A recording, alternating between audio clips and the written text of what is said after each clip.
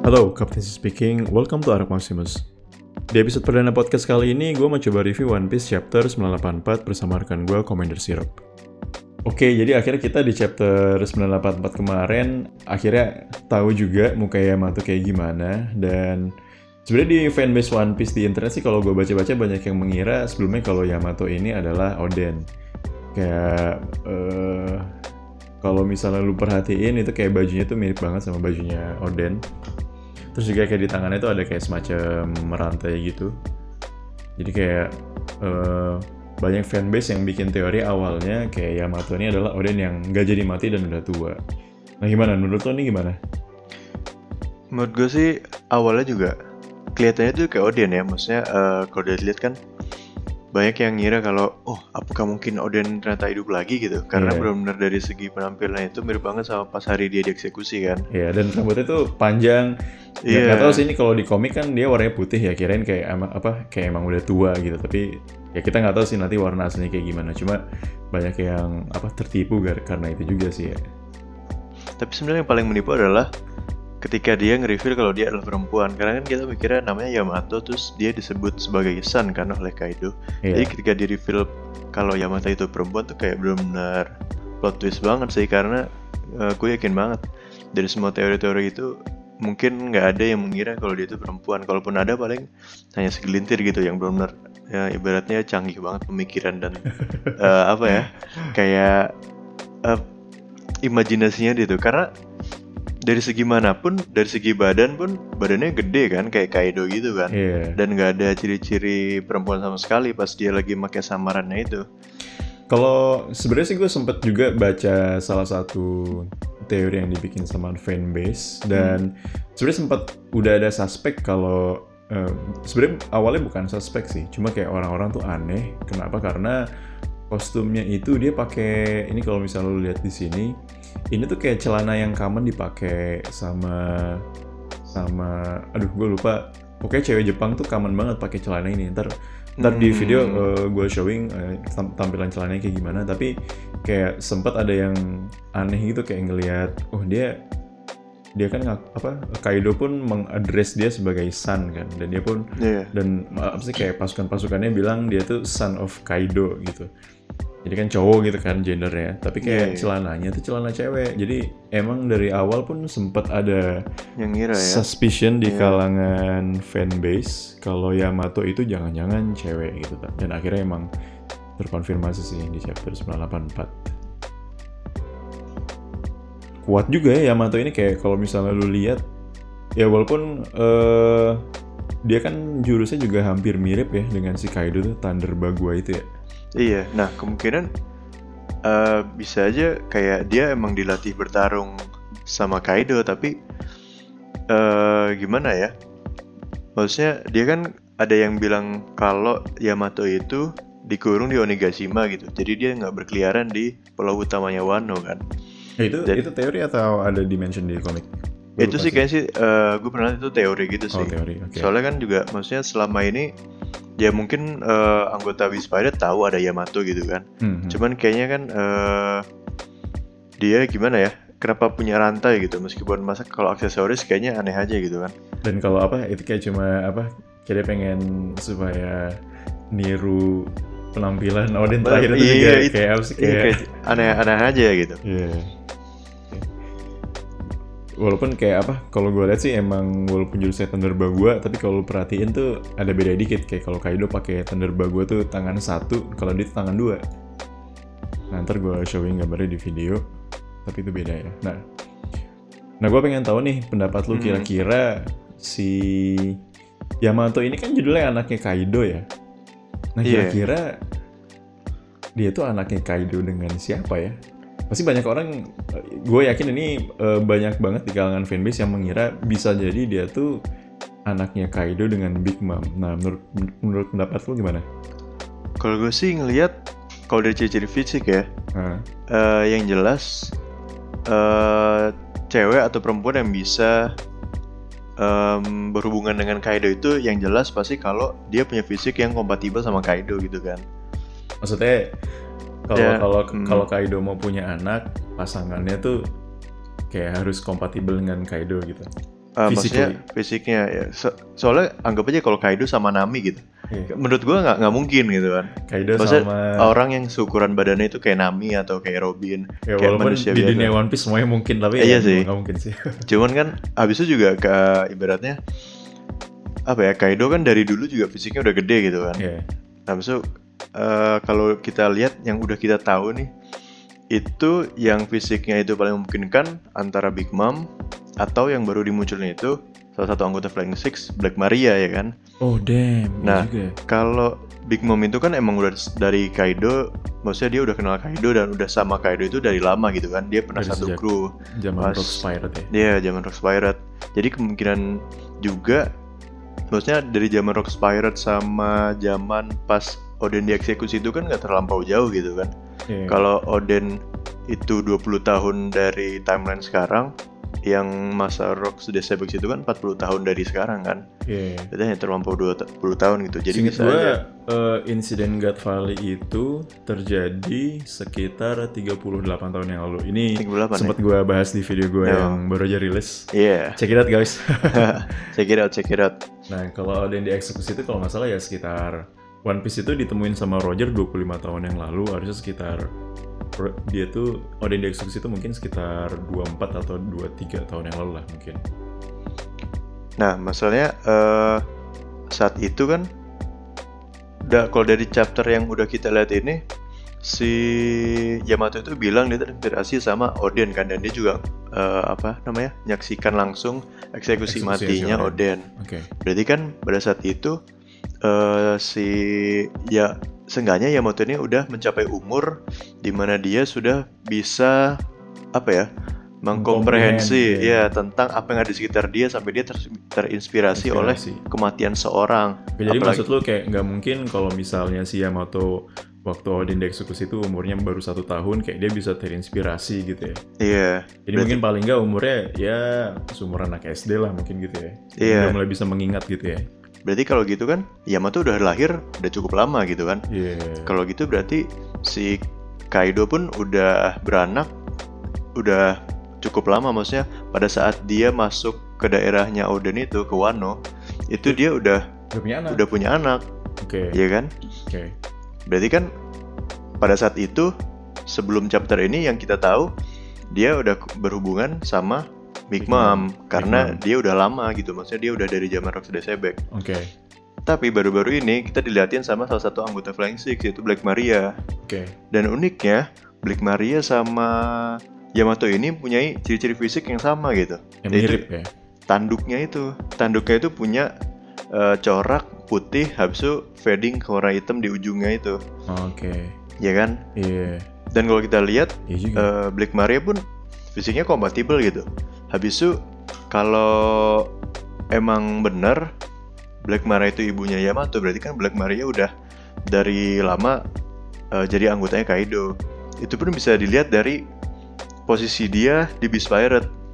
Yaitu dia selain dari Flying Six, yaitu pemimpin dari, maksudnya yang mengelola bagian brothel di Onigashima. Berarti kan dia mempunyai sebuah jabatan penting di situ. Kalau dia cuman ibaratnya kayak headliner atau kayak warden, itu kan ibaratnya ya, maksudnya dia pasti salah satu anggota yang cukup diperhitungkan gitu. Habis itu juga ibaratnya brothel kan bagian yang cukup penting gitu. Iya nggak sih? Karena di situ kan ngontrol semua wanita-wanita yang ada di situ. Habis itu kalau kita lihat pun pas Black Maria disuruh nyari Yamato, dia itu lebih milih berada di sampingnya Kaido gitu. Dan dari perilaku yang dilihatin di situ, kayak dia itu kayak seakan-akan benar-benar sayang banget sama si Kaido itu. Dan ketika dia ngeliat Momonosuke yang dihajar sama Kanjuro pun, dia kayak menunjukkan afeksi layaknya seorang ibu terhadap anak kecil gitu. Berarti kan ibaratnya kalau dia itu cuman wanita biasa, mungkin perilakunya berbeda kalau meskipun dia suka sama anak-anak ya. Tapi kelihatannya itu dia kayak benar-benar care terhadap seorang anak kecil gitu. Seakan-akan dia pernah punya anak kecil sendiri. gue sempat mikir juga sih waktu apa kan kita sempat ditunjukin tuh ada satu panel yang nunjukin Black Maria sama Kaido kayak awalnya sih gue pikir ya semacam apa sih semacam wanita penghibur biasa ya buat Kaido kayak apa sih mungkin untuk Kaido tuh level wanita penghiburnya kayak selevel Flying Six lah, selevel Tobiropo. Makanya di situ yang Flying Six yang kebagian untuk menghibur Kaido tuh adalah si Black Maria ini. Tapi kalau misalnya teori ini bener gitu ya make sense juga sih. Iya. Ada panel itu. Lagian juga banyak juga yang ngira kan kalau yang bakal diumumin di acara Onigashima itu apa? Fire Festival itu ya. Iya, Fire Festival. Itu kan selain dari aliansi Big Mom sama Kaido itu banyak yang mengira, banyak yang spekulasi kalau Yamato bakal dijodohin sama salah satu anaknya Big Mom. Sebelum kita tahu kalau dia perempuan kan banyak yang. Kalau gue sendiri sih bakal ngiranya ini cuma teori liar sih. Kalau dia Yamato bakal dijodohin sama si Puding karena dia sebelumnya gagal menikah. Karena kan semua pernikahan Big Mom kan pada dasarnya pernikahan politis kan. Apalagi si Puding ini karena sebelumnya dia direncanain nikah sama Vince Smoke ya kan untuk menjalin relasi sama Vince Smoke. Nah mungkin aja si Puding ini bakal dinikahin sama Yamato. Tadi awalnya gue ngira begitu karena si Yamato ini disebut son kan, tapi kan ternyata dia cewek. Nah kalau teori yang bilang Yamato itu anaknya Big Mom, lalu dengan perkiraan yang sama, kalau Yamato bakal dijodohin sama salah satu anaknya Big Mom, kan nggak mungkin. Masa Big Mom jodohin sama anaknya dia sendiri gitu kan? Dan masa Big Mom nggak mengenali gitu, nggak mengenali anaknya sendiri. Nah tapi bisa juga itu adalah favor atau apa ya kalau bahasa Indonesianya ya? Pas di balas budi. Iya, balas budi. Kan si Big Mom pernah mengungkit itu kan di beberapa chapter yang lalu kalau si Kaido punya favor atau punya utang budi terhadap Big Mom. Bisa juga dan kita tahu kan kalau si Yamato ini dia udah lahir pada saat zaman Oden dieksekusi, berarti kan 20 tahun lebih kan? Nah, bisa juga itu adalah salah satu utang budinya si Kaido. Mungkin si Kaido itu pengen punya anak, pengen punya penerus yang ada di Beast Pirate-nya itu. Lalu dia ibaratnya meminta meminta favor tuh apa biasanya? Meminta favor lah kepada Big Mom itu. Lalu mungkin dengan segala pertimbangan akhirnya Big Mom mau, lalu lahirlah si Yamato ini. Makanya itu. Menurut lu gimana? Karena kalau ngomongin tentang Big Mom sama Kaido teori banyak banget sih. Salah satunya ini kan sebenarnya si Fire Festival ini juga sempet kayak kalau lu perhatiin di beberapa chapter sebelumnya itu pernah di-mention kayak ini tuh somehow sebuah anniversary. Ya lu pernah capture itu nggak? Anniversary tentang kita nggak tahu sebuah perayaan ya. Jadi pokoknya di panel itu disebut it's an anniversary atau apa gitu. Gue lupa juga antara Kaido atau Big Mom, tapi kayak Kaido yang bilang. Dan dari anniversary itu jadi akhirnya jadi trigger di kalangan fanbase muncul sebuah teori kalau emang pernah ada apa-apa antara Kaido sama Big Mom. Ya either ada love affair doang atau bahkan sampai mereka punya anak gitu. Yang ini nanti percabangan teorinya, kecabang teori bahwa kayak triplets Katakuri, Daifuku, Oven itu adalah anaknya Kaido. Kayak sampai bahkan ada juga tuh ngumpulin kemiripan antara Oven sama Kaido. Kayak lu perhatiin aja deh. Kayak even jenggotnya si Oven tuh kayak ada kemiripan gitu sama Kaido. Jadi kayak ini liar banget sih, tapi kayak ya akhirnya percabangan teori antara Kaido sama Big Mom tuh kesana.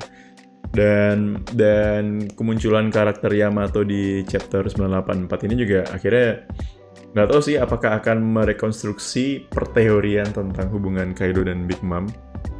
Tapi gue pikir teori bahwa kalau si Yamato ini anaknya Black Maria dan Kaido menurut gue nggak yang mengada-ada gitu, bisa jadi sih. Karena tadi yang kayak lu bilang kayak tampilan fisiknya itu emang kayak istilahnya bahasa Inggris itu resembles ya nggak sih kayak ibaratnya buah jatuh tidak jauh dari pohonnya lah. Iya, secara fisik tuh ada mirip.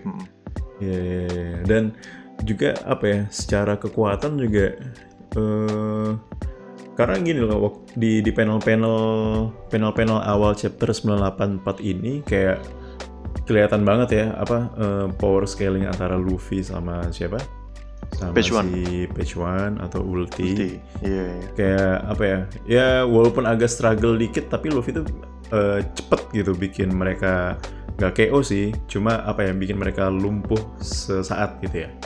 Tapi waktu dia ngelawan Yamato, kayak lu lihat aja gampang banget tuh si langsung Yamato. knockout ya. Iya. Kayak apa ya, gampang ngindar. Itu Luffy tuh pakai jurus yang sama loh buat ngalahin si ini kalau misalnya lu lihat di panel waktu di sini nggak di chapter sebelumnya sih. Jadi Luffy itu istilahnya nge-stun atau apa ya? Pokoknya bikin mereka lumpuh sesaat ini pakai jurus gear 3, gabungan gear 3, gear 2 dan haki. Nah, Luffy tuh pakai jurus yang sama buat nyerang si Yamato, tapi kayak Yamato tuh lu lihat aja kayak dia nanggis senjata. Nangisnya pakai senjata tenang doang. ya? Iya, tenang doang kayak apa ya? Kayak no sweat at all gitu. No effort gitu lah ya, maksudnya kayak walaupun gua nggak tahu ya ini keseriusan Luffy waktu ngelawan Yamato ini kayak gimana, karena mereka ini sambil ngobrol juga kan. Kayak maksudnya Yamato di sini konteksnya Yamato tuh juga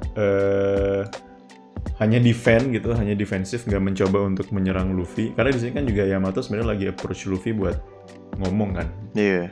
Dan Luffy pun juga tahu kalau sebelumnya kan dia bilang, iya gue juga tidak merasakan hawa hostility, hawa offensive terhadap Luffy itu. Nah makanya mungkin bisa jadi sebenarnya di sini Luffy nyerang, tapi sebenarnya dia nggak punya intensi untuk bener-bener ngalahin si Yamato gitu ya. Bisa jadi itu juga. Karena kalau misalnya nggak kayak gitu, ini akan menjelaskan betapa kuatnya Yamato gitu. Iya nggak sih? Iya juga ya. Nah ini kalau misalnya lihat di bawah. Tapi dari serangan aja pun kelihatan, maksudnya ketika Luffy nyerang ulti sekali dia masih oke, tapi ketika Yamato nyerang dengan jurusnya itu, ulti langsung ke knockout. Iya. Itu secara nggak langsung kayak semacam resemblance dari saat si Kaido ngehajar Luffy hanya dengan sekali hit itu dia langsung KO. Scene-nya itu mirip banget gitu. Iya.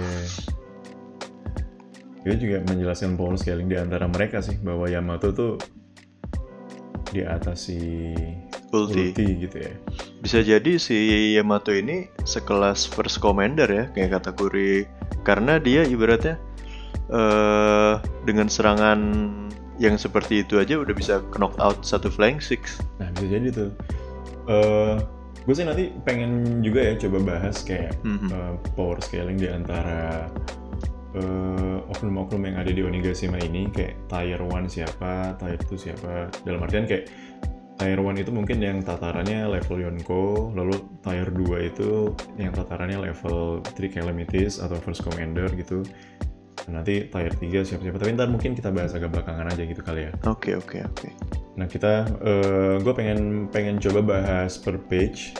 Cuma sebelumnya gue pengen tahu pendapat lu tentang gimana nih dengan adanya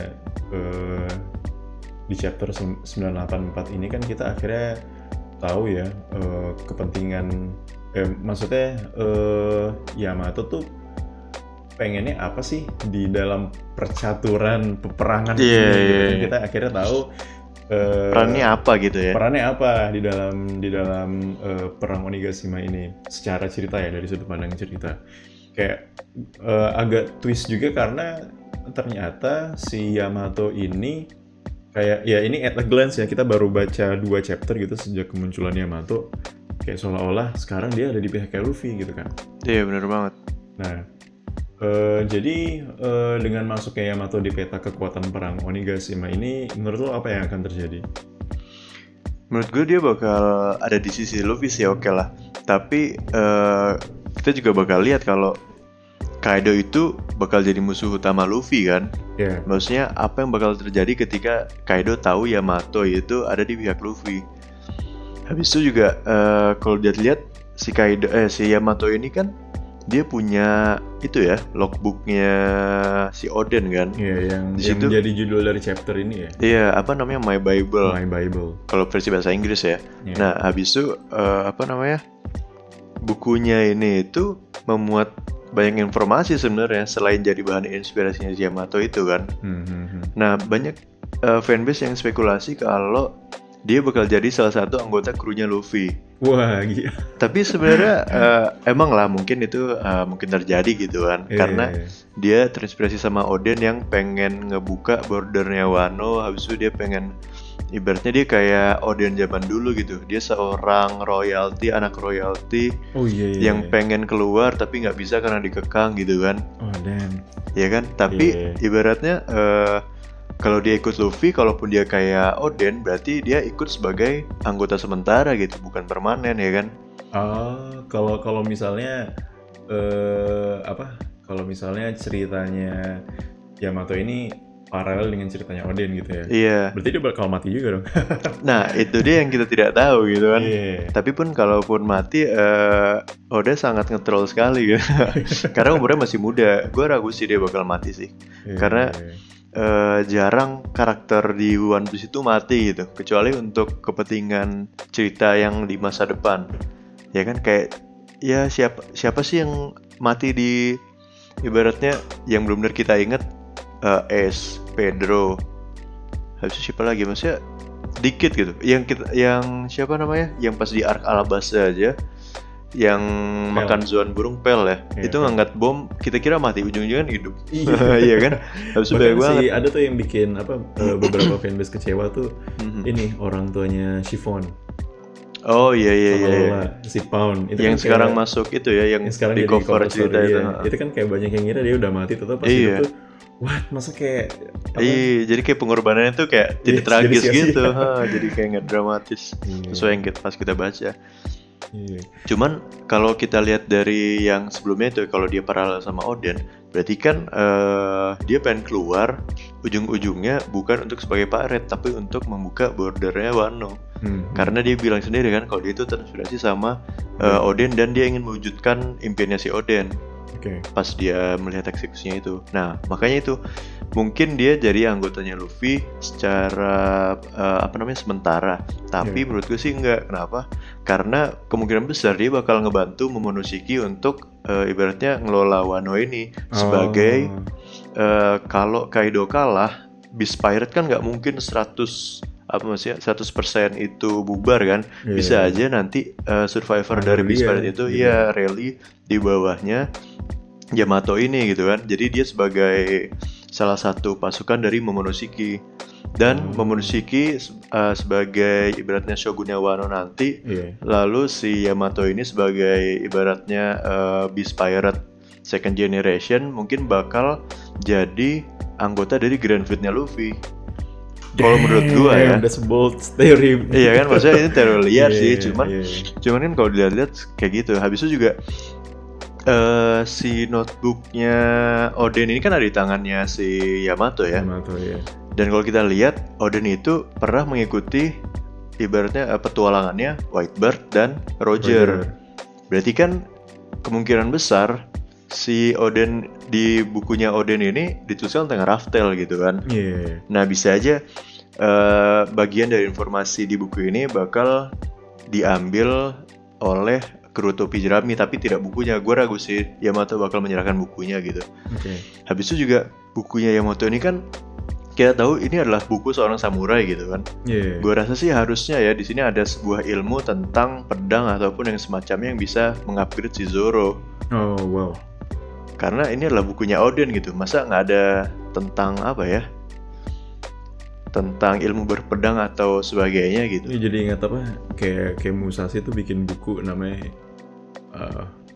Five Rings of apa gitu. Ya intinya sih tentang jalan pedang sih. Ya, mungkin ini ya bisa jadi kayak dan sebenarnya jalan pedangnya itu kayak juga bukan memang di bagian-bagian tertentu pengetahuan-pengetahuan yang sifatnya mengupgrade skill mengolah skill berpedang lah, tapi ujung-ujungnya tuh gimana skill mengelola diri, inner soul gitu lah. Bisa jadi ya bisa kalau memang ada Oda ada intensi ke situ kayak si jurnalnya si Oden ini kayak semacam buku panduan berpedang juga ya, mungkin bisa jadi ya. Iya. Tapi mainly mungkin yang jelas ya menurut gue pasti di akhir arc ini kru topi jerami bakal ibaratnya mengadaptasi sebagian note itu untuk perjalanan mereka ke Raftel. Karena tapi yang gue bingung si Yamato ini kan nyimpan buku itu ya, mungkin dirahasiakan sih dari Kaido kan. Sedangkan Kaido pun katanya berencana untuk Raftel kan, makanya dia menyimpan salah satu dari Road Poneglyph. Mungkin juga atau tidak mungkin kalau di buku ini ada petunjuk tentang Raftel gitu. Tapi yang jelas kan cerita dari seluruh perjalanan Oden dituliskan di buku itu. Jadi sih dia bilang ya si Yamato kayak, and my father and his crew don't know this journal exists. Berarti ini termasuk buku rahasia ya? Iya, kayak maksudnya dia nyembunyiin. Gue jadi kepikiran dua hal tadi. Komentar yang pertama itu yang tadi yang terkait kalau misalnya ada kemungkinan si Yamato join Straw Hats ya. Kayak gue nggak tahu apakah lu pernah dengar teorinya atau enggak, tapi kayak di saat ada teori di saat Luffy menemukan One Piece, di saat kru Straw Hats menemukan One Piece atau mewujudkan One Piece, bergantung pengetahuan lu tentang teori One Piece itu apa ya. Oke. Katanya kayak di momen itu mimpi dari masing-masing kru Straw Hats ini terwujud gitu. Oh iya. Kayak si Luffy jadi raja bajak laut, Zoro jadi pendekar pedang terhebat, Nami berhasil membuat peta seluruh dunia, Sanji menemukan All Blue, lalu Brook ketemu lagi sama Labun, Robin memecahkan misteri dunia gitu ya. Kenapa Usopp ada di belakang padahal dia kru yang awal-awal ya? Mungkin dia yang paling tidak teringat. Usopp tuh kalau nggak salah mimpinya kan jadi apa? Sniper ya? Jadi bukan, kalau nggak salah tuh jadi tapi koreksi gue salah ya. Lu juga nih yang dengerin, kalau lu tahu ingetan mimpi Usopp, komen di kolom komentar. Dia tuh kalau nggak salah jadi prajurit pemberani atau prajurit warrior gitu ya, Warrior of the Sea gitu. Warrior of the Sea dan pergi ke Fable. Apa namanya? Apa ya? Elbaf. Oh, Elbaf. Fable, Elbaf kan dibalik Fable. Oke. Ya, nah makanya ini mungkin kalau memang teori itu adalah intensi yang sebenarnya. Kalau teori itu bukan teori, artinya memang kayak gitu intensi dari Oda Sensei. Nah, berarti kalau di sini kan kita tahu kalau si Yamato ini pengen buka bordernya Wano kan. Bisa jadi sebenarnya nanti bordernya Wano ini nggak kebuka sebelum One Piece itu ditemukan atau terwujud gitu. Makanya itu yang menjadi juga salah satu alasan Yamato ikut gabung ke Straw Hats. Itu bisa jadi sih. Ya kan? Kenapa? Soalnya kalau kita lihat kan perang ini kompleks banget ya. Apalagi kita tahu Marin secara rahasia ikut andil dalam peperangan ini. Bisa jadi bordernya Wano itu atau perbatasan Wano itu tidak jadi dibuka karena ada intervensi dari Marin. Karena kan kita tahu kalau Wano ini nggak ikut bagian dalam referee kan, atau ibaratnya para royalty itu yang tergabung dalam world government. Makanya itu kalau bordernya Wano dibuka tapi mereka ibaratnya bukan bagian dari world government, kan berarti mungkin world government bakal menganggap Wano ini sebagai sumber masalah aja gitu. Makanya mereka menahan pembukaan border. Iya juga, damn. Tapi di awal juga kita lihat kalau bagian dari CP0 itu si Aegis ya, kalau misalnya yang badannya tinggi itu, dia kontak, maksudnya dia komunikasi dengan si Orochi. Berarti kan secara nggak langsung mungkin ada hubungan rahasia gitu antara world government dengan Wano melalui Orochi. Nah, begitu Orochi nanti kan harusnya tumbang ya. Begitu Orochi tumbang, hubungan ini bakal berlanjut atau enggak, atau bagaimana kelanjutannya gitu. Kayak jadi maksudnya kalau kayak gini sih, gue jadi melihat ada dua sisi Wano ya. Ada sisi Wano yang korup, ada sisi Wano yang honest gitu. Sisi Wano yang honest itu adalah yang sebenarnya inline atau sejalan dengan keinginan dari pendiri Wano yang sebenarnya. Ya walaupun banyak ya teorinya kayak, dan kelihatannya nggak bakal dibahas di podcast ini. Kayak salah satunya mungkin sebenarnya dulu tuh ada teori bahwa Wano tuh sebenarnya temenan sama Ancient Kingdom, sehingga ketika Ancient Kingdom runtuh, Wano nggak memutuskan untuk gabung dengan 20 negara ini. Dan dia malah tahu bahwa 20 negara ini korup, sehingga dia mengeksklud dirinya dari tatanan dunia yang dipimpin sama world government. Ada teori seperti itu. Tapi itu sebenarnya bisa dibuktiin sih dari poneglyph yang ada. Karena poneglyph kalau maksudnya kalau para poneglyph itu menjelaskan tentang First Century, kan yang menuliskan poneglyph itu adalah para stonemason-nya Wano, dalam artian ini klan Kozuki. Karena klan Kozuki kan yang membuat poneglyph itu. Poneglyph ya. Wah, gila sih. Iya. Jadi gue mau komen apa lagi ya? Yang kedua itu adalah tentang tadi satu tentang kalau misalnya One Piece terwujud, Yamato juga jadi terwujud mimpinya. Terus yang kedua itu, aduh gue lupa men. Ya oke. Ini kita lanjut dulu aja. Jadi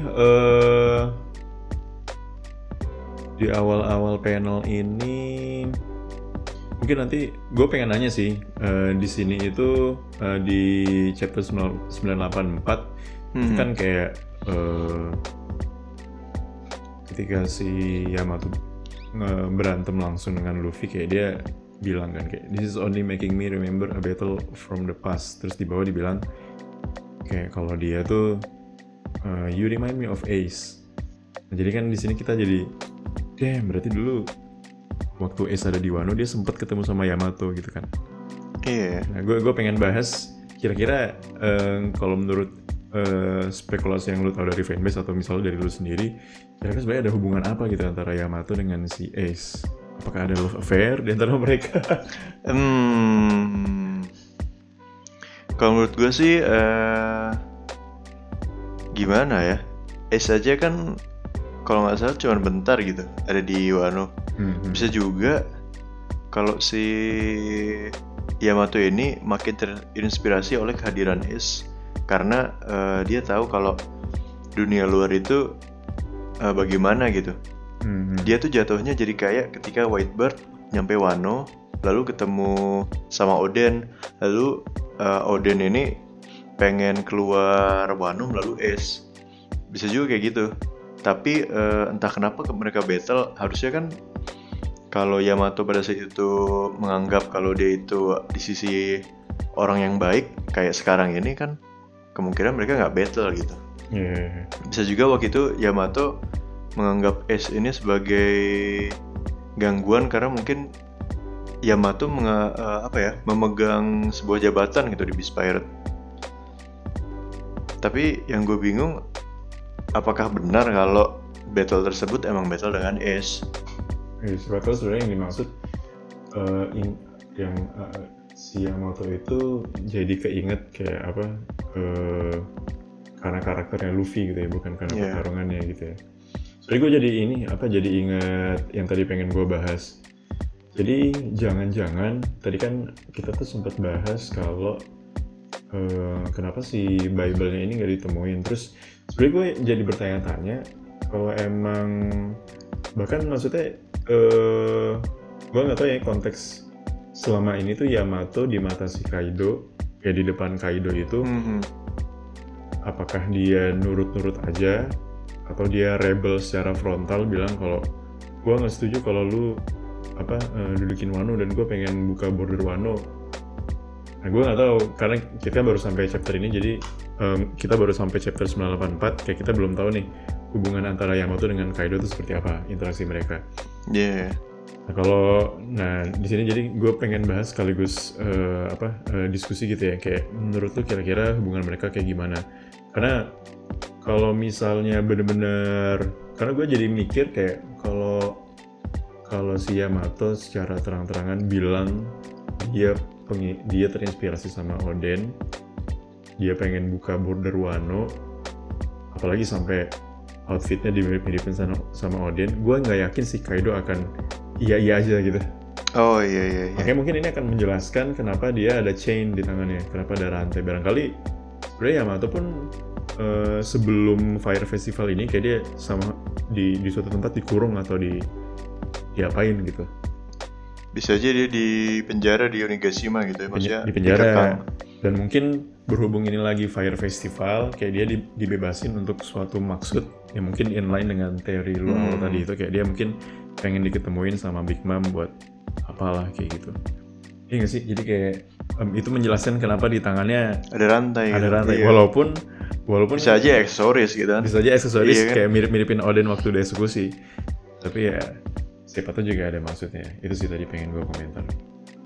Tapi gue mikir kalau ibaratnya Yamato ini dijodohin sama anaknya Big Mom, menurut gue yang paling cocok sih sama Katakuri sih. Iyalah. Karena kalau mereka ibaratnya berdua punya anak, wah, gue yakin banget sih itu bakal jadi kuat banget. Iya. Ini aja nih juga apa ya? Yamato nih menurut gue kayak karakter cewek kuat yang baru muncul lagi setelah Big Mom kali ya. Mungkin salah satu yang berpotensi gitu ya. Iya. Tampilan sih sekilas mirip Alvida, karena senjata itu mirip Alvida. Iya, tapi Alvida kan kita tahu ya so-so lah karena dia bagian dari bagi. Jangan-jangan Alvida, Jangan, oh iya juga ya. Oke. Kira-kira itu ya hot topic yang lagi dibahas di banyak fanbase One Piece di internet. Nah, sekarang gue coba pengen membahas chapter 984 per page-nya. Jadi kita masuk ke halaman pertama. Di sini setelah di chapter sebelumnya Luffy nyerang si Page 1 pakai gabungan Gear 2 dan Gear 3 plus Haki, yang tampilan fisiknya bisa lo lihat di halaman ketiga di chapter 984, kira-kira kayak gitulah bentukannya. Nah, di sini si Gifters ini ngelihat Page 1 kayak kehitnya lumayan gitu, kayak soalnya komentar mereka, Page 1, what about you? Yeah, you took a real nasty shot too. Jadi kayak sebenarnya Gifter ini sempat khawatir gitu kan ke Page 1. Ke Page 1 kayak, lu kehitnya lumayan tuh. Nah ternyata ya gue nggak tahu nih apakah dia pretending doang, tapi kayak si Page 1 ini bilang kayak damage-nya hanya rahangnya yang hampir geser. Jadi kayak dia sebenarnya lumpuh tapi juga nggak apa-apa, nggak KO gitu. Iya. Yeah. Nah, menurut lu ini lu ngelihatnya secara power scaling gimana? Menurut gue di sini si Luffy itu masih nahan ya. Kenapa? Karena kita tahu si Luffy itu udah belajar tentang Rio yang tujuannya untuk menaklukkan kerasnya kulit Kaido gitu kan, Dragon Skill-nya atau sisik naganya Kaido. Jadi gue rasa untuk dia ngehit Page 1 yang cuman Zoan Dinosaurus meskipun ancient ya, itu cuman damage kayak gini, menurut gue itu harusnya sih bisa lebih parah gitu.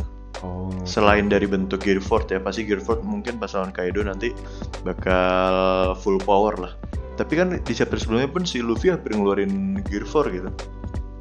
Entah atau chapter ini ya, yang dia pengen ngelawan Yamato ya. Karena tapi bisa juga sih dia ibaratnya secara sadar dia mengukur kalau si Page 1 sama ulti ini bukan musuh yang berat, jadi dia nggak harus. Jadi dia nahan gitu ya. Jadi dia nggak harus pakai full power.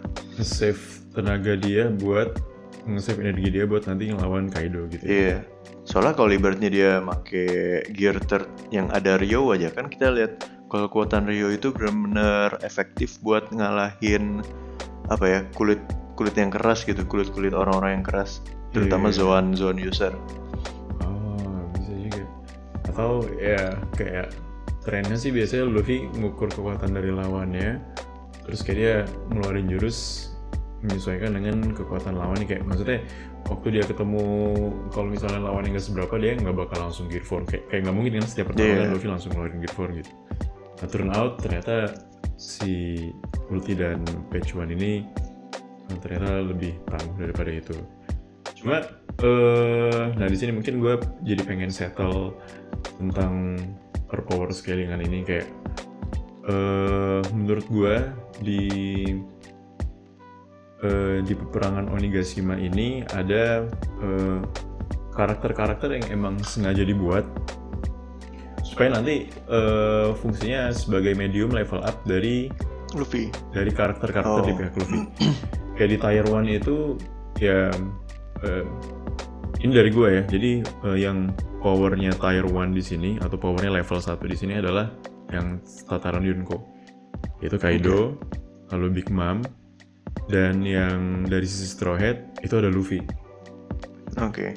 Walaupun gue sebenarnya di sini juga masih bingung kayak kalau misalnya Tier 1-nya ada 2 di pihak Kaido gitu ya, Big Mom sama Kaido, kayak di pihak Luffy cuma 1, kayak bisa jadi lebih dari Luffy doang gitu. Tapi sejauh ini sih gue ngeliat di dalam kelompok Luffy tuh yang kekuatannya paling kuat Luffy sih. Paling mungkin yang hampir mendekati kekuatan dia, gue nggak tahu ya Marcus hebat apa, tapi mungkin ya. Tapi kalau ngelihat Marco adalah commander First division ya. First division. Iya. Jadi gue lebih prefer atau lebih cenderung memasukkan dia ke Tier 2. Tier 2 ini definisinya adalah yang kekuatannya selevel First Commander. Jadi kayak kalau misalnya di sisi Kaido tuh ada Three Calamities, Jack, King, dan Queen. Nah di sisi Luffy mungkin nanti ada Marco. Lalu Three monsternya Straw Hat itu sendiri, Zoro, Sanji. Nah dan juga Supernovas, Law, Kid, oke. Law, Kid, Killer mungkin ya.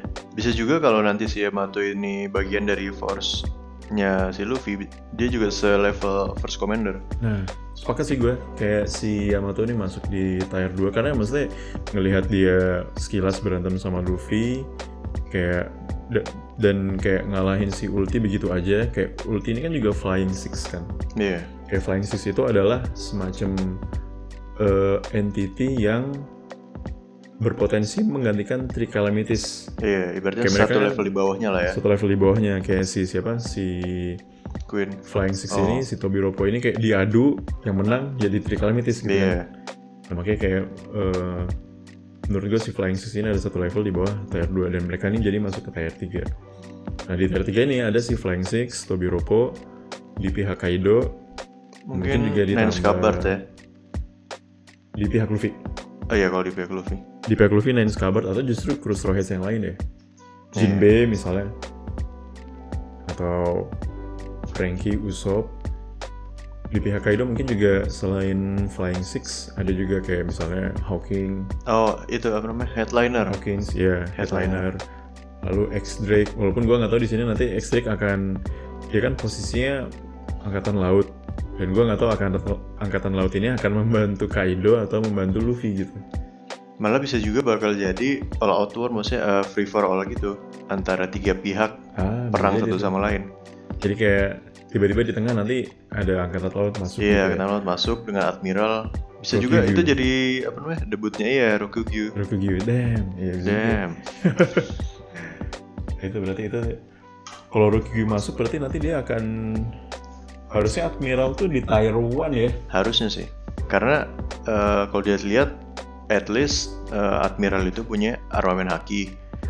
Meskipun mungkin nggak terlalu advance, tapi at least advance lah dibanding armamen haki biasa. Habis itu yang jelas punya observation haki. Dan kekuatan buahnya biasanya ibaratnya udah mahir banget gitu. Dan biasanya juga kekuatan buahnya itu yang ekstrim. Iya kan? Nggak ada yang sepele-sepele. Iya, nggak ada yang sepele. Maksudnya kayak kalaupun Paramecia kayak si Fujitora itu, tapi Gravity kan dia punya cakupan luas, maksudnya powernya tuh benar-benar kuat gitu dibanding Paramecia yang kalaupun dia advance tapi harus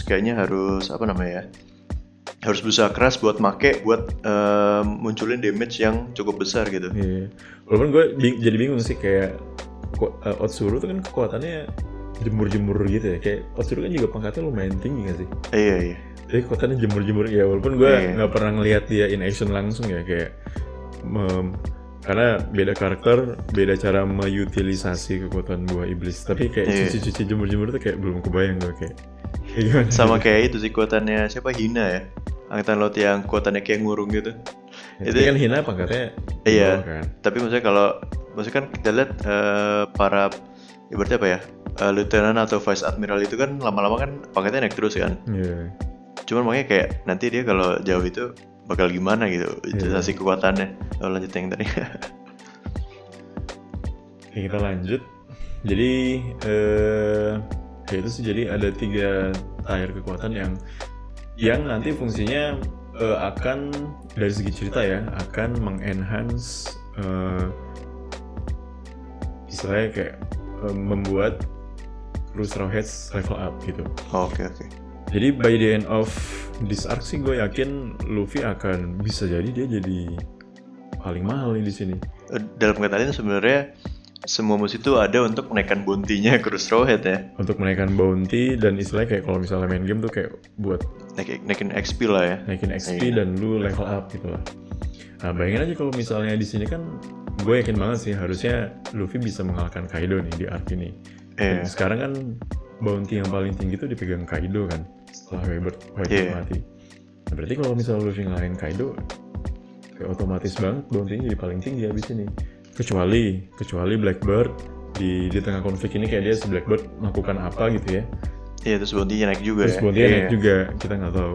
Cuma harusnya sih kalau misalnya nggak ada saingannya, Luffy jadi yang paling mahal nih abis ini. Dan kekuatannya bisa dianggap udah setara,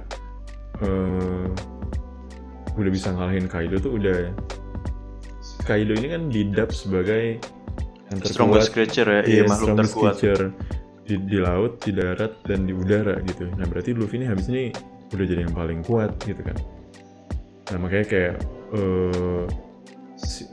Kaido nanti buat ningkatin levelnya Luffy. Nah baru si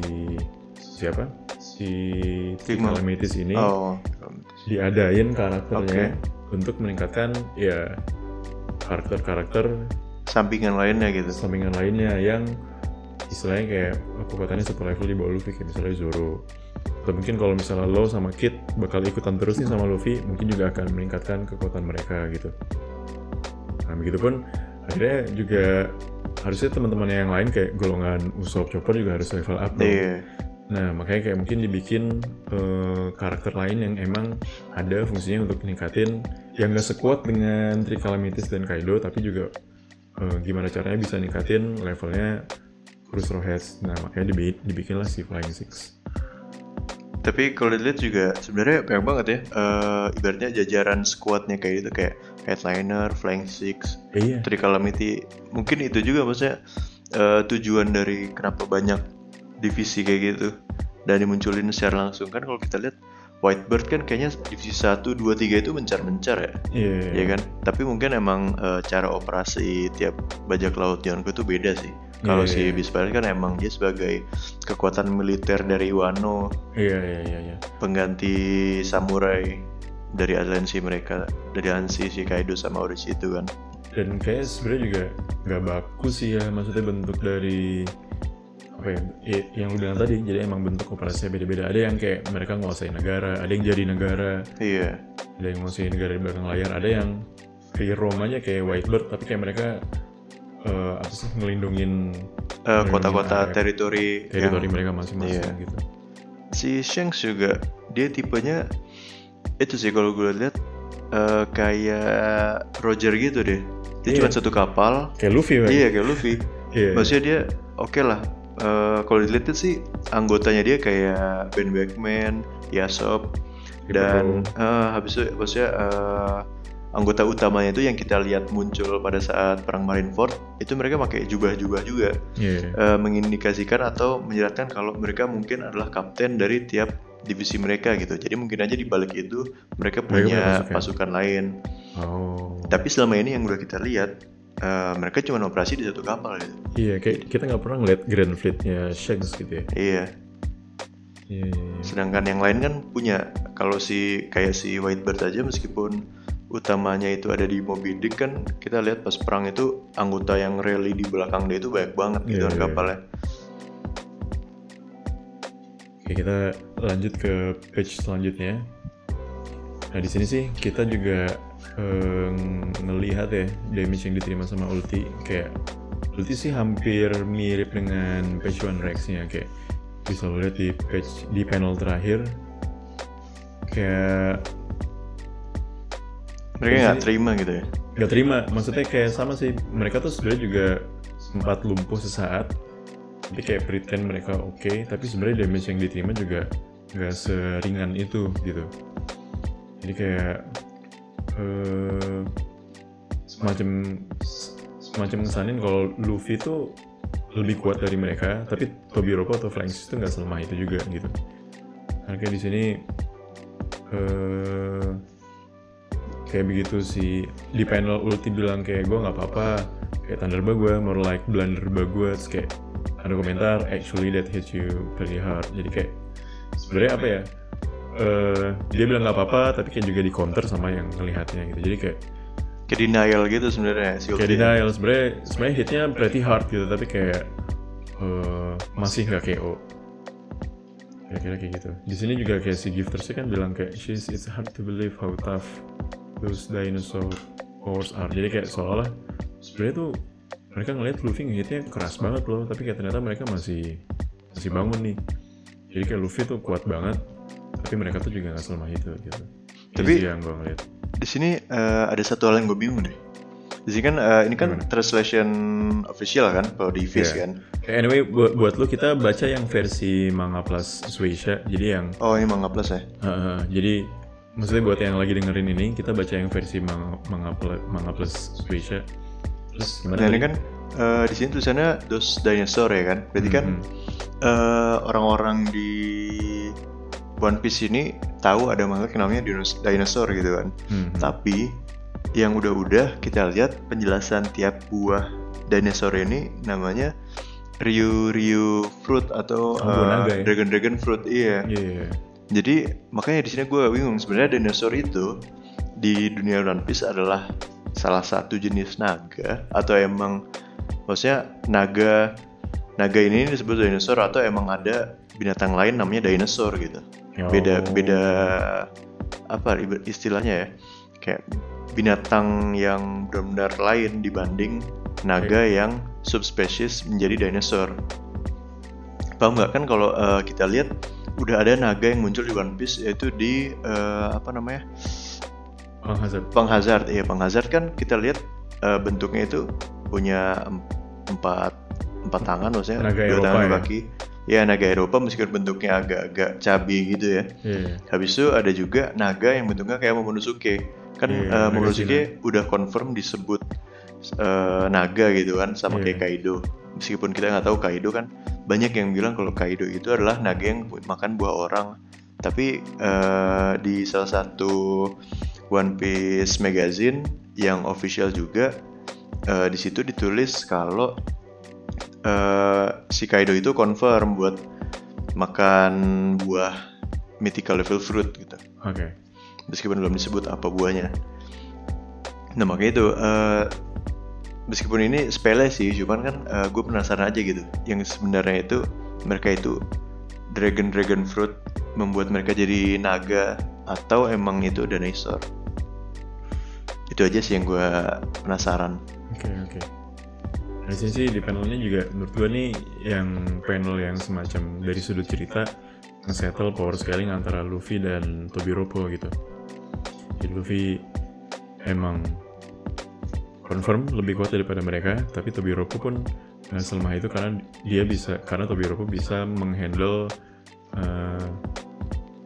damage dari serangan Luffy, kayak mereka nggak langsung KO. Nah selanjutnya di patch 3, nah ini serangan yang gue maksud dengan gear 2 plus gear 3 plus haki yang dipakai buat nyerang si patch 1 di chapter sebelumnya. Nah di sini bisa lo lihat kayak dibandingkan dengan patch 1 atau ulti, kayak Yamato ini bisa nangkis serangannya Luffy men. Jadi ini sih yang membuat gue cenderung memposisikan Yamato di tier at least tier 2 lah gitu. Karena di sini pun ya tadi seperti yang kita bahas, kayak bisa jadi Luffy ini kayak dia juga nggak serius nyerang Yamato ya, makanya Yamato nggak langsung KO. Di sini sih kemungkinan bisa jadi 2, antara Yamato yang sekuat itu ngeblok serangan Luffy, atau emang Luffy sedikit menurunkan intensinya, karena di chapter sebelumnya kita tahu kayak dia ngerasain Yamato nggak ada hawa ingin menyakiti gitu, hawa ofensif gitu. Iya. Nah, menurut lu gimana, kayak setuju nggak Yamato tier 2? Menurut gue setuju banget. Kenapa? Karena yang jelas dia itu kan anaknya Kaido gitu kan.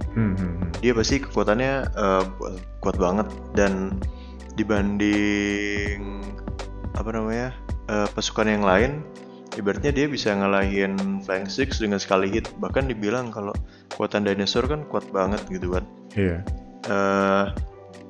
Habis itu kalau kita lihat itu aja si Yamato nggak kelihatan pakai armamen haki gitu. Oke lah, mungkin emang senjatanya warna hitam kan. Jadi kalau dia pakai armamen haki nggak kelihatan. Tapi kalau dia bisa nangkis serangannya Luffy yang Gear pakai haki aja tanpa armamen haki juga, berarti kan dia kuat. Iya kan? Iya. Jadi kalau kita coba berandai-andai kayak kalau misalnya tier 1 dari sisi Kaido adalah dimaksudkan untuk meningkatkan level dari tier 2 di sisi Kaido dimaksudkan untuk meningkatkan level tier 2 dari sisi Straw Hats. Kayak menurut lo kalau misalnya Yamato ini adalah di pihak Luffy, nanti dia bakalannya lawan siapa? Kalau menurut gue sih antara Flying Six atau Three Calamity. Karena kalau lihat jumlah dari pasukannya Kaido itu lebih banyak daripada pasukannya aliansi Luffy ini. Tapi maksudnya kenapa itu? Jadi kemungkinan besar pasukannya Kaido ini bakal dikeroyok yang top tier gitu. Karena kalau kita lihat pengen ngalahin Kaido itu banyak. Jadi bisa juga nanti ketika Kaido kalah, bounty mereka bakal naik signifikan, habis itu sama-sama. Jadi kalau tadi kan lu bilang kalau Luffy bakal menjadi tertinggi. Nah, menurut gua mungkin nggak bakal menyaingi si Big Mom. Mungkin dia bakal nyaingi si Blackbird atau Shanks. Tapi nggak nyampe Big Mom, karena kan Big Mom sekarang kedua tertinggi kan. Kenapa? Karena mungkin si Marin ini ngelihat kalau usaha buat ngalahin Kaido ini bersama-sama gitu, misalnya banyak. Dibandingkan kalau Luffy ngalahin sendiri, pasti kan ibaratnya jauh lebih gede kan dampak yang bisa dilihat. Jadi maksud lu nanti di akhir chapter Luffy bounty-nya nggak sampai lebih tinggi dari Kaido gitu? Iya, kenapa? Karena menurut gue gini, ibaratkan Marin nih, dari sudut pandang Marin, ketika dia tahu kalau Luffy maksudnya Luffy sendirian ngalahin Kaido sama aliansi Luffy, maksudnya ibaratkan let's say ada 5 orang ngalahin Kaido, kan pasti ngelihat kalau Kaido itu kalah karena dikeroyok oleh 5 orang. Oleh 5 kolektif dari 5 orang individu gitu kan. Dibandingkan kalau Luffy ngalahin sendiri kan berarti Luffy emang benar-benar kuat dibandingkan Kaido, karena dia single handedly atau sendirian ngalahin Kaido gitu kan. Jadi kalau dari lu pribadi, maksudnya lu lu lebih prefer atau percaya bahwa yang nanti ngalahin Kaido tuh rame-rame atau Luffy single handedly ngalahin Kaido? Gue sih lebih gue nggak tahu ya apakah gue lebih percaya atau gue ingin percaya kayak Luffy sih ngalahin Kaido sendiri ya. Lalu gimana? Kalau menurut gue sih bakal nggak masuk akal gitu buat Kaido dikalahin sendirian oleh Luffy. Kenapa? Karena Kaido itu dia punya. Gue sih gini, maksudnya kayak waktu si Luffy ngalahin Doflamingo sih. Awalnya tuh dikeroyok, tapi nanti yang pas teman-temannya Luffy ini kalah semua, tinggal Luffy sendiri. Kayak waktu ngelawan Doflamingo itu kan bareng-bareng tuh Lau sama Luffy. Iya. Lawan Doflamingo, tapi abis itu Lau tumbang, nah tinggal Luffy sendirian. Gue sih mungkin juga skenario mungkin kurang lebih menurut gue sih bakal kayak gitu, kayak mungkin nanti Kid, Lau, dan Kaido. Karena memang yang dari awal kan Lau ini tujuannya emang pengen ngalahin Kaido kan. Iya. Makanya dia beraliansi dengan Luffy. Nah, Kid awalnya pengen ngalahin Shanks, tapi sebenarnya Kid itu intinya sih juga sama-sama punya ambisi buat naik ke puncak dengan cara mengalahkan Yonko. Makanya dia bikin aliansi waktu itu, tapi kayak gagal. Nah, mungkin di sini kayak dia jadi apa ya? Jadi punya ya seiring dengan jalannya cerita, jadi punya ikatan emosional dengan grup Straw Hats. Akhirnya dia mau membantu si Straw Hats lah intinya kayak gitu. Iya. Nah, mungkin nanti 3 orang ini yang akan ngalahin Kaido, terus tapi Kid sama Law tumbang, tinggal si Luffy sendirian. Kalau menurut gue sih yang jelas pasti Luffy bakal ngambil lead-nya gitu kan. Karena One Piece ini cerita tentang Luffy. Tapi sebenarnya ya kalau misalkan Oda mau, yang paling bisa salah satu yang bisa ngalahin Kaido itu mungkin bukan ngalahin ngebunuh Kaido gitu ya. Tapi ngalahin Kaido itu ya si Law itu. Kenapa? Karena kekuatan buahnya tuh benar-benar kuat gitu. Ibaratnya dia bisa menembus haki apapun. Karena emang bukan memotong melainkan memisahkan gitu kan. Makanya mungkin itu salah satu yang bikin Kaido bakal kalah. Kenapa? Karena gabungan dari beberapa orang gitu. Kalau emang Luffy sendiri, maksudnya dari awal 1-1 sama Kaido kayak lawan Katakuri, menurut gue terlalu mustahil meskipun si Luffy itu udah bisa pakai haki Ryo ya, Aromen haki yang advance. Karena kita pun juga belum ngelihat kekuatan aslinya Kaido yang full power itu gimana. Bisa aja itu kan Kaido itu udah awaken Zoan user gitu. Bayangin aja, mungkin lah dia bukan awaken kayak pas kita lihat yang dia ditebas oleh Oden itu aja. Tapi juga pas Kaido ngelawan Oden dia agak sedikit nahan kekuatannya gitu. Tapi gue ragu sih maksudnya kenapa sekelas Kaido itu mungkin karena dia merasa terlalu kuat jadi dia nggak terlalu nge-explore kekuatan buahnya gitu. Bisa aja karena dia pas pakai kekuatan buahnya doang dia ngerasa dia adalah makhluk yang paling kuat, makanya dia nggak ngerasa kebutuhan untuk growth lagi. Ya kan? Karena kekuatan mythical, let's say dia makan mythical buah Zoan, kekuatan mythical buahnya udah terlalu kuat jadi dia nggak mengembangkan potensi yang lain gitu. Karena kalau ibaratnya dia itu awaken Zoan user, wah menurut gue dia kuat banget sih. Karena dia juga bisa pakai Conqueror sama Armament Haki kan. Karena ibaratnya kalau Luffy cuma bisa Armament Haki Ryo, pasti Kaido harusnya punya skill tandingan buat menahan itu gitu.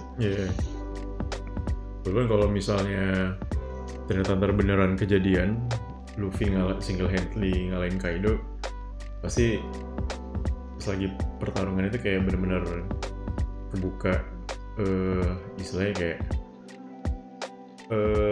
sama kayak Doflamingo gitu, kayak ada gear 4 yang kayak tiba-tiba ternyata ini versi ternyata Luffy udah berkembang loh kayak gitu. Itu mungkin banget sih. Dan ya karena kan banyak juga fanbase yang berspekulasi kayak di chapter ini kita bakal ngelihat antara gear 5 atau versi awakening dari si Luffy gitu kan. Tapi bisa juga sih, maksudnya ketika Luffy ngelawan Katakuri kan observation haki yang advance-nya itu kebuka pada saat bertarung kan. Dan bisa juga kata jadi inget gue kayak si Luffy kan nginget kata-kata si siapa Rayleigh kayak kekuatan kita akan berkembang di titik dimana ketika kita kayak mengalami kesulitan yang hebat atau hampir mati gitu kalau nggak salah. Oke. Itu yang ngebuka yang ngedrive Luffy untuk istilahnya awalnya kayak mimicking si Katakuri, kayak dia mempelajari Katakuri gitu, ya kan? Bisa juga nanti dia kebuka awaken-nya pada saat ngelawan Kaido ya. Karena ngelawan ibaratnya sekarang yang bounty nomor 1, kalau dia cuma dapat haki Ryo sih menurut gue kurang banget sama bounty. Harus sih kebuka kekuatan lain ya, karena kalau ini ibaratnya musuh yang paling kuat sekarang gitu. Number 1 bounty ibaratnya kan berarti kuat banget kan. Kuat banget, dan mungkin di atas ini kayak ya udah tinggal ya antara Blackbird gitu ya. Atau angkatan laut itu sendiri gitu. Makanya maksudnya pas dia lawan Katakuri aja kan dia habis-habisan kan. Habis-habisan banget sampai dia kelihatannya kayak pingsan berapa kali gitu. Apalagi kalau lawan Kaido, kalau dia nggak cuma dapat haki Ryo yang dia pelajarin sebelum dia ngelawan Kaido, harusnya sih kurang banget. Makanya itu kemungkinan besar mungkin dia bakal nge-unlock power baru ketika dia sedang bertarung lawan Kaido. Betul, sepakat. Jadi kayak mungkin haki Ryo ini adalah kayak nanti Gateway, Gear 5 itu Gear 5 itu bakalannya kayak semacam versi kayak upgrade dari Gear 4 yang mengutilisasi haki Ryo gitu ya. Oke, kita lanjut ke page 4. Nah di sini sih kita ngelihat lanjutan pertarungan antara Luffy dengan Yamato, dan di akhir panel ini kita melihat Yamato bilang this is only making me remember a battle from the past. Nah yang gue pikir ini Yamato lagi nge-refer Ace gitu. Jadi kayak kelihatannya waktu Ace lagi di Wano juga pernah nih sempet ngelawan si Yamato. Dan kalau misalnya konteksnya kayak gini, bisa jadi juga konteksnya sama kayak apa sih, awalnya Ace tuh nggak open ke Yamato buat ngobrol, sehingga kayak Yamato mencoba mengconvince Ace bahwa gue bukan musuh lo, kayak gue pengen ngobrol gitu. Oh iya, gue paham. Jadi bisa juga awalnya si Ace itu ngira Yamato bagian dari Beast Pirate, makanya dia nyerang. Tapi si Yamato ini bilang kalau gue pengen bicara, dan ini terulang lagi ke adiknya gitu. Ke adiknya, karena sama-sama nggak tahu ya. Kayak di panel ini, you stubborn mule, this is only making me remember a battle from the past. Jadi kayak Yamato udah mencoba ngomong berapa kali, tapi kayak si Luffy keras kepala nggak mau denger gitu kan. Makanya yang ini kelihatannya sih Yamato lagi nge-refer pertarungan dia di masa lampau dengan Ace. Ya, make sense nggak sih? Make sense ya? Make sense sih. Tadi malah gue sempat ngiranya dia nginget kalau betapa stubbornnya Oden pas ngelawan Kaido. Karena kan pada saat itu si Yamato udah hidup kan. Jadi mungkin aja dia nyaksiin pas Oden ngelawan Kaido. Oh, lu kira ini merefer ke kejadian itu? Oh, oke. Karena kan ibaratnya Yamato menganggap dia ada di posisinya Kaido saat dia ngelawan Oden, dan Oden itu stubborn banget kan pada saat dia battle. Tapi mungkin juga sih yang tentang Ace itu. Oke. Lalu di page 5 menurut gue ini transisi aja ya. Kayak dia sih pertarungan Luffy sama si Yamato beres, terus transisi ke page selanjutnya. Bisa juga battle itu sebagai decoy untuk menciptakan situasi mereka bisa kabur ya. Kayak kita lihat di panel ini kan mereka hasil pertama mereka kayak menciptakan ledakan besar, berikutnya mereka hilang gitu. Hilang, benar-benar hilang, bukan lari, tapi benar-benar dari sudut pandang para Beast Pirate itu kayak ya udah lenyap. Oh, mereka kemana nih gitu. Dan kalau lihat di sini bisa jadi yang nyiptain smoke screen ini si Luffy ya, karena kan dia bilang I've had enough of you, kayak ya yaudah deh, ayo ngobrol gitu, ya nggak sih? Iya juga. Gak jelas juga sih ini ledakannya gara-gara Yamato atau gara-gara Luffy gitu. Kayak either way nggak masalah sih, yang penting kayak sebenarnya mereka akhirnya bisa kabur dan nggak ketahuan sama si Beast Pirates. Nah, di page selanjutnya, page 6, di sini sih ada si Momonosuke yang rencananya akan dieksekusi secara terbuka di hadapan para gifter. Dan di sini kayak si Orochi udah bener-bener apa ya, kayak rasanya lega banget si Momonosuke ini udah ketangkep. Nah di sini sih gue ngeliat si gifter ini kayak gak percaya gitu kalau misalnya keturunan si Oden itu masih ada sampai detik ini. Iya. Kan kayak mereka tuh nggak percaya gitu. Nah, karena mungkin juga maksudnya 20 tahun kan buat mereka anggota-anggota yang cupu ini kan kayak banyak hal yang terjadi gitu. Dibandingkan kayak Kaido yang ingat kalau dia ngelawan Oden langsung, kalau itu tentang political problem yang dihadapin juga gitu kan. Sedangkan gifter ini kan kerjanya cuma pesuruh aja gitu. Makanya mungkin kehadiran Momonosuke ini tidak signifikan dalam hidup mereka. Maka mereka nganggep ya udahlah, ini mungkin cuma bocah yang diambil Orochi buat jadi hiburan. Untuk memuaskan apa sih, kayak hasrat keparnoannya. Nah ini yang agak kocak sih di page selanjutnya ya. Kayak kita ngelihat apa sih, Robin yang pretending jadi gifter, tapi sama kayak nunjukin inner dark side-nya gitu. Iya. Kayak dari dulu tuh Robin tuh punya kecenderungan buat apa sih, kayak ada deep dark fear gitu, bukan deep dark fear, apa ya? Seakan-akan kalau kita tuh kayak menyenangi dark joke gitu ya. Kecenderungan apa psycho gitu ya. Iya. Kayak waktu dia ngusulin nama Thousand Sunny juga, usul nama dari Robin tuh apa gitu, tapi kayak dark gitu ya. Nah, di sini kita ngeliat si Robin ini sama si Jinbei, sama anggotanya Law juga itu, yang si topi kelinci itu. Gue lupa sih namanya. Iya. Iya, ini anggotanya Law ya. Nah di sini sebenarnya yang bikin gue agak wondering tuh si Jinbei ini kan baru aja join ya di tengah-tengah konflik. Waktu waktu si Luffy, Kid sama Lau baru berangkat dari Wano menuju Onigashima gitu. Tiba-tiba ada Jinbei kan di tengah-tengah. Nah di sini kok dia udah tahu ya tentang siapa itu Momonosuke, siapa itu. Kayak Jinbei kan nggak pernah ketemu Momonosuke nggak sih? Iya sih ya. Iya nggak? Kayak dia kan benar-benar dari Big Mom gitu kan, dari Big Mom langsung menuju Wano gitu kan. Langsung menuju Wano, itu pun pas muncul pas pas kapal-kapal Iya, udah pas siap sudah berangkat. di tengahnya pas ya dia nggak sempet kecuali waktu Jinbei udah di kapal menuju Wano tuh di briefing sama Straw Hats. Ya mungkin bisa jadi kejadian kayak gitu ya. Iya. Karena kita nggak pernah diliatin gitu. Cuma ya gue penasaran aja sih. Di sini kelihatan juga nih beberapa. Tapi pun di sini juga kita nggak dilihatin kalau dia nge-mention Momonosuke gitu. Dia cuma iya. mention kayak para samurai ini bentar lagi bakal melakukan action. Iya. Ya di sini sih tapi si Robin kan bilang what should we do boss? I can't stand to see poor Momo like this. Kayak di sini siapa sih? Kayak abis itu si Jinbei kan membalas the samurai will spring into action, just wait, stay strong, Nico Robin. Kayak dia juga udah tahu gitu.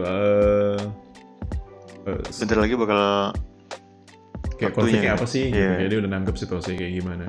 Tapi mungkin udah di briefing ya sebelumnya. Tapi yang gue bingung, Jinbei ini gak ada yang kenalin loh. Maksudnya dia bisa infiltrasi dengan leluasa padahal di perutnya masih ada simbol Sun Pirate. Habis itu Jinbei kan mukanya gak ditutupin apa-apa gitu, cuma ganti baju aja. Maksudnya dia yang paling obvious di antara yang lain gitu. Maksudnya kan kalau Robin kan yaudah lah dia kayak cewek yang pakai tanduk gifter kan. Oke lah, tapi Jinbei ini yang ciri-cirinya itu yang dia itu juga terkenal gitu kan. Tapi dia bisa infiltrasi dengan mulus gitu. Apalagi Sun Pirate-nya masih ada dan kelihatan banget. Masa orang gak kenalin? Kayak Superman gitu, cuma pakai kacamata tiba-tiba bisa smoke skill. Oke. Nah, ini sih kalau lalu page 8 ini juga sebenarnya transisi aja. Kita ngelihat salah satu anggota Lau yang pakai topeng gitu ya. Lalu nunjukin kalau si kelompok Red Scabbards, atau di sini kalau di versi ini tuh Akazaya Samurai ya. Iya. Versi translasi ofisialnya. Mereka akan infiltrate dari sisi belakang Onigashima. Nah di sini sih cuma ingin menunjukkan itu aja ya. Kayak di kapal ini berarti ada Kiku, terus Raizo, terus si Inuarashi, terus siapa nih nama kapalnya? Kawamatsu sama si Asura Doji. Mereka akan infiltrate via belakang. Nah baru nih di page selanjutnya yang page 9 sama page 10 nih sebenarnya ya page tentang scene aja. Dan kalau di versi official sih mereka halamannya dipisah, cuma yang di versi translasi yang lain itu disambung. Dan bagi gue sih ini page yang breathtaking ya, maksudnya secara artistik tuh bisa mengcapture ketegangannya gitu. Ya di sini kan si Lau itu ini kan lagi ombak gede, terus kayak Lau ini harus mentransfer orang-orang yang ada di kapal selam ini ke Onigashima. Terus lu lihat aja nih per panelnya, mereka muncul ke surface, terus kayak si Lau harus mengcapture benda yang ada di Onigashima, terus tiba-tiba aja ada yang pecah gitu, terus dia langsung Chambers. Wah gila sih. Gila ya. Menurut gue ini breathtaking banget sih secara artistik, iya gak sih? Itu kelihatan kalau range kekuatannya Lau jauh juga ya. Mungkin kalau bukan pakai room, dia bisa nge-pinpoint yang cukup jauh gitu range maksudnya range kekuatan buahnya. Kan kalau kita lihat room kan jarak efektifnya kan nggak terlalu luas gitu kan. Tapi itu kalau pakai room, mungkin kalau pakai kayak mungkin nama serangan dia yang lain, misalnya kekuatan dia yang lain bisa lebih jauh range-nya. Ini pernah kita lihat juga gak sih di Pang Hazard waktu dia ngalahin Virgo, kayak emang jangkauan roomnya tuh sebenarnya bisa jauh banget gitu. Kayak satu plan itu kan sama dia dibelah semua waktu itu. Iya juga sih. Cuman Mungkin dia emang bisa make luas banget ya, tapi kebanyakan kan yang kalau kita lihat ketika dia make room itu kecil aja gitu. Iya, kecil-kecil aja. Dan mungkin kayaknya sih kayak gue samar-samar nggak tahu sih, kayak di Dressrosa itu kayak dia juga nggak bisa pakai room itu seenaknya gitu, luas-luas, karena kayak juga terbatas sama energi dia gitu.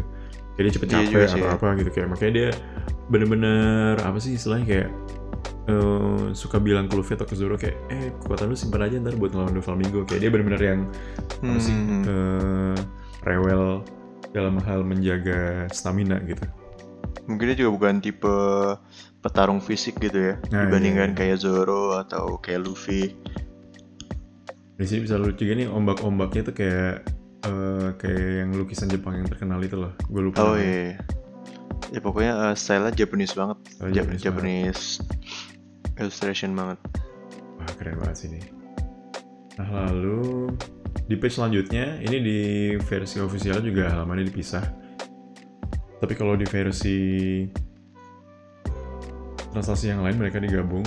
Ini kayak semacam page reuni gitu ya. Jadi di sini Kiku ketemu lagi sama Izo, kakaknya. Lalu di sini ada Marco, terus Nekomamushi sama Ritz Kabar sih mereka juga jatuhnya reuni ya, karena kan dulu mereka sempet masih dalam satu kru. Yang gue masih agak awkward adalah kayak di versi translasi official ini Nekomamushi itu disebutnya sebagai Cat Viper. Kayak gue masih awkward aja, kayak selama ini gue baca dia Nekomamushi gitu. Sama kayak si Inuara itu dog apa ya? Iya, gue lupa juga. Karena gue selalu ingetnya Inuarashi gitu. Ya lu gimana nih? Di sini juga yang sempet lumayan dibahas sama fanbase One Piece tuh, kalau lu lihat tangannya Nekomamushi kayak itu udah ganti jadi tembakan gitu. Iya, dia kan pas dia ngelawan Jack kan kalau nggak salah tangannya kan emang tangannya yang putus ya kan. Kan kalau Inuarashi kan kaki kalau nggak salah. Jadi di sini kayak ya maksudnya agak ini aja sih, si Nekomamushi ini kan kayak tipe petarung jarak dekat gitu ya, close combat gitu. Nah tapi kayak substitusi tangannya itu justru tembakan gitu. Kayak jadi bikin beberapa fanbase wondering aja kayak gimana style bertarungnya Nekomamushi ke depannya. Dan mungkin ini yang masang tangannya Nekomamushi ini Marco kali ya, karena si Marco ini dokter. Bisa juga sih. Ya nggak sih, kayak soalnya kayak ya setelah dia keluar dari Zoo gitu kan tangannya masih diperban kan. Baru setelah dari tempatnya si Marco kayak tangannya udah jadi tembakan. Jangan-jangan itu nanti bisa keluar pisau juga, Hidden Blade kayak Assassin's Creed. Kayak itu kayak Logan. Iya, kayak Logan. Bisa jadi. Oke, lalu nah ini juga nih page 13-14 ini lagi-lagi di translasi officialnya mereka dipisah, tapi di translasi yang lain mereka digabung. Menurut gue ini juga salah satu page yang breathtaking ya, kayak apa ya, the sheer power of this page is too high. Kayak di sini kita ngelihat Kaido dan Three Calamities bareng-bareng gitu. Wah gila sih, lengkap ya, ada Queen, dan Orochi dan juga leader Onibawansu. Kayak semua leader tuh ada di satu page yang sama ya. Ada Queen, lalu King, lalu Jack, lalu siapa sih nama kaptennya pemimpin Oniwaba nih? Gue juga nggak hafal. Dia karakter yang jarang banget muncul, jadi gue kayak ayo udahlah oke. Gila sih, begitu mereka ditampilin semua kayak gini kayak langsung wah. Tapi ini ya kayak ini maksudnya nggak tahu karena pengaruh desain atau apa, tapi kayak begitu ngeliat mereka satu page tuh kerasa banget kayak menacing banget ya. Menacing banget, dan mereka tuh kayak kelompok yang kuat. Kayak begitu kalau Big Mom sama Sweet Commander-nya tuh kayak yang kuat tuh kayak cuma Katakuri gitu. Iya benar. Mungkin memang ada juga karena pengaruh kita nggak pernah ngelihat langsung si Charlotte Smoothie berantem gitu ya. Kita cuma ngelihat Cracker gitu. Kita maksudnya ngelihat Charlotte Smoothie pakai kekuatannya tuh ketika lagi dia minum gitu. Maksudnya pas lagi battle dia pakai kekuatannya tuh kayak gimana gitu. Yang apa dia utilisasinya tuh kayak gimana gitu. Maksudnya dia pakai pedang ya? Apa mungkin dia nangkis megang tangan musuhnya terus diputar jadi air atau gimana? Kita nggak tahu ya. Dan apa ya? Kayak kalau kekuatannya semudah itu masih kayak itu apply ke semua, kayak bayangin aja misalnya Smoothie lawan Kaido, kayak Kaido diperes itu gue nggak kebayang Iya. sih. Maksudnya kekuatannya tuh nggak kelihatan kayak kekuatan yang bisa dipakai untuk bertarung gitu. Iya, kayak kalaupun bisa tuh jadi kayak kuat banget gimana ya, jadi kayak nggak kebayang gitu sih gue. Tapi maksudnya oke lah kuat, tapi caranya gimana? Maksudnya kan kalau yang udah kita lihat kan dia ngambil orang terus dia peres tapi jadi Peres. minuman kan. Iya. Maksudnya pas lagi bertarung apakah salah satu tangannya megang pedang, satu tangannya Meres-meres siap gitu. siap meres orang, kan agak-agak Iya. dipertanyakan gitu. Iya. Tapi kalau di panel tadi juga kita lihat entah sih mungkin dari perspektif kita kan yang jelas di panel ini kelihatan Jack lebih tinggi daripada Kaido gitu. Sedangkan kita lihat, maksudnya kita tahu Kaido itu tinggi banget, ya kan? Iya. Sedangkan si Jack itu lebih tinggi, berarti kan oh damn. Wah gila sih. Tapi memang King keren banget sih ya. Iya. Dengan semua warna hitamnya. Sayap ini juga mirip mirip si, gue nggak tahu nih sayap ini mengindikasikan dia ras suku Skypiea kah, atau ini nih ekstensi dari buah iblisnya gitu.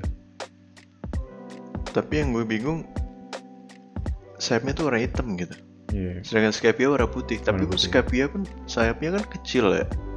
Sebenarnya ada 3 jenis. Oh, ada 3 jenis Ada ya? 3 jenis sayap kalau lu perhatiin. Ya mungkin nanti kita bahas kapan-kapan. Tapi kayak sayapnya si King ini mirip dengan sayapnya si pendetanya Enel. Oh. Jadi yang tipikal sayapnya gede gitu loh. Karena ada yang tipikal sayapnya gede, sayapnya kecil, sama satu lagi sayapnya gimana gitu.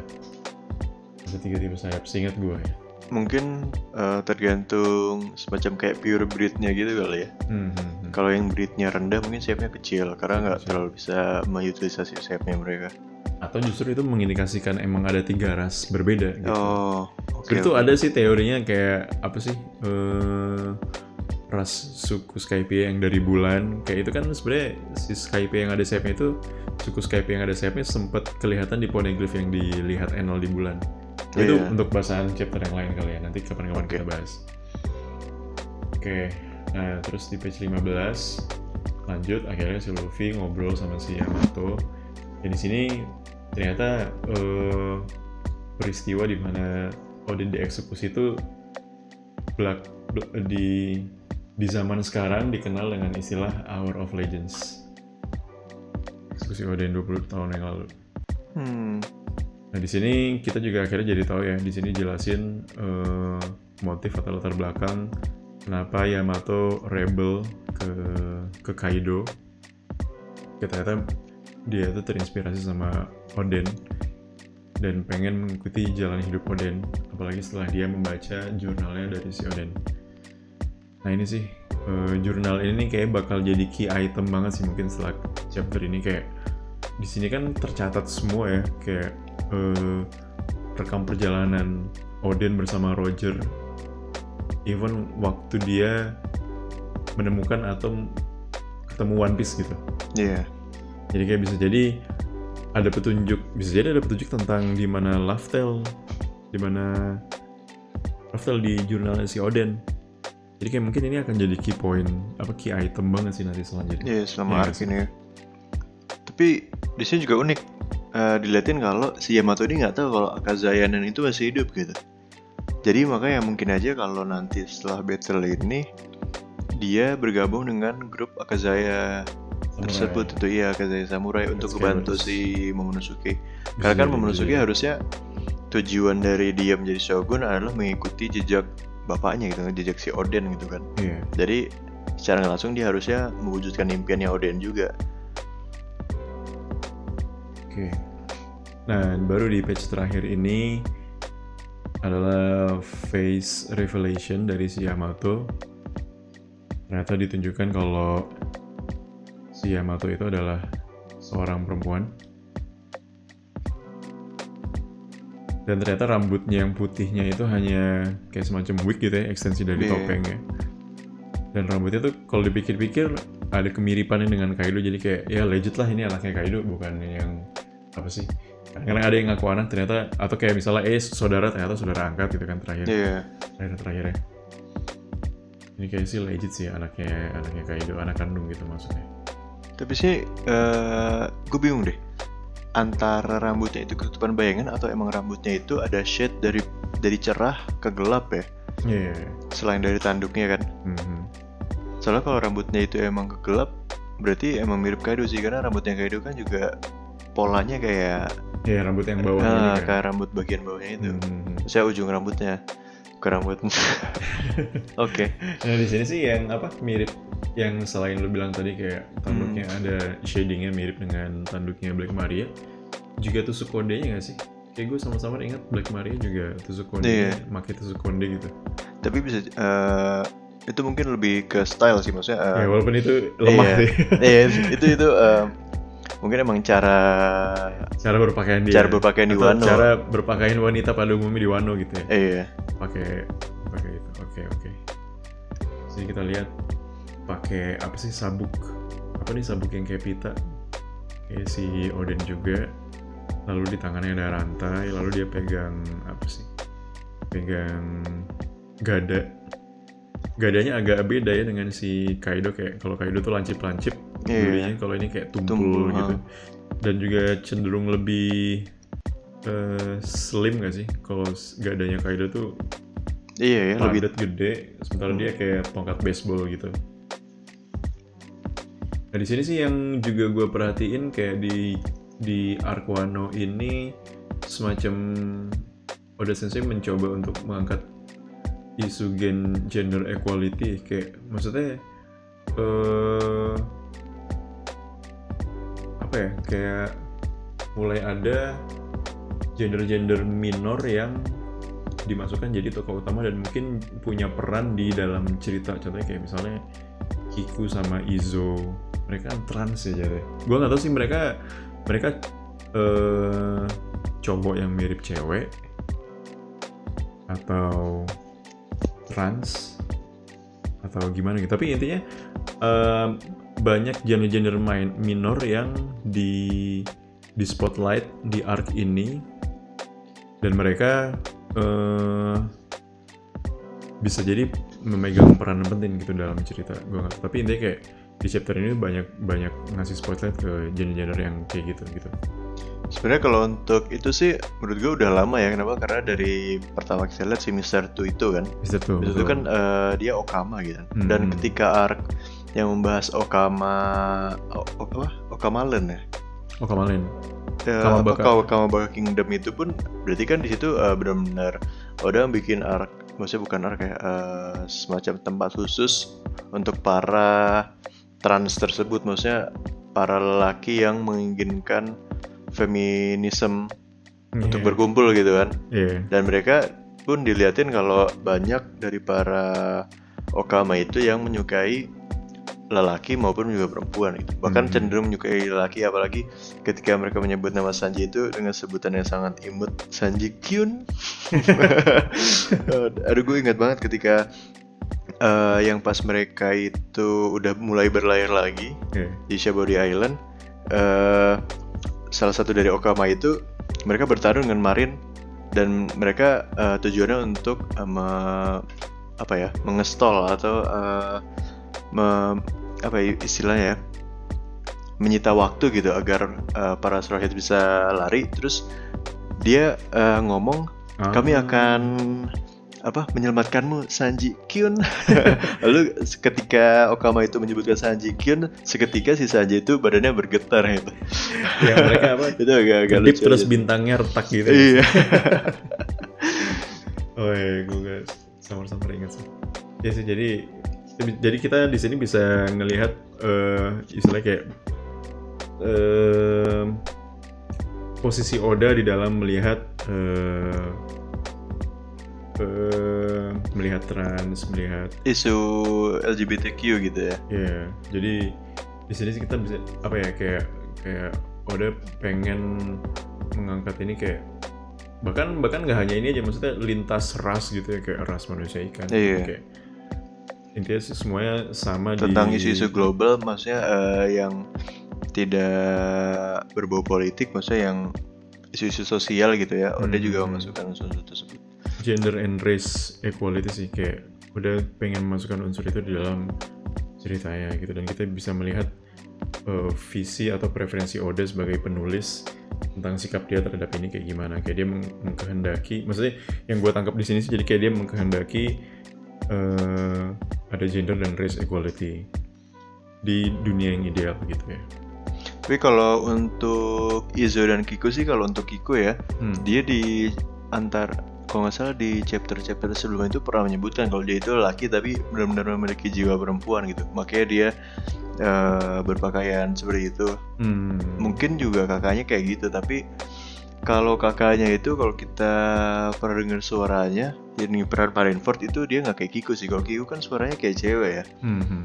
Maksudnya yang pitch-nya rendah segala macam. Nah, tapi kalau Izo ini dia suaranya cowok banget. Mungkin dia jiwanya tidak seperti Kiku, tapi penampilannya tetap seperti itu. Kenapa? Karena mungkin dari backgroundnya pas dia kecil itu, mungkin sebenarnya Kiku sama Izo, kenapa penampilan mereka seperti itu? Karena dari background mereka pas kecil yang udah dijelaskan di flashbacknya si Oden. Gue lupa tuh gimana ya waktu kecilnya. Dia kan pas kecil, mereka kan anak dari semacam dancer gitu. Gue lupa street dancer atau emang apa. Cuman keluarga itu emang keluarga performer. Dan dari kecil emang penampilan mereka udah kayak feminim gitu kan. Meskipun mereka itu laki-laki.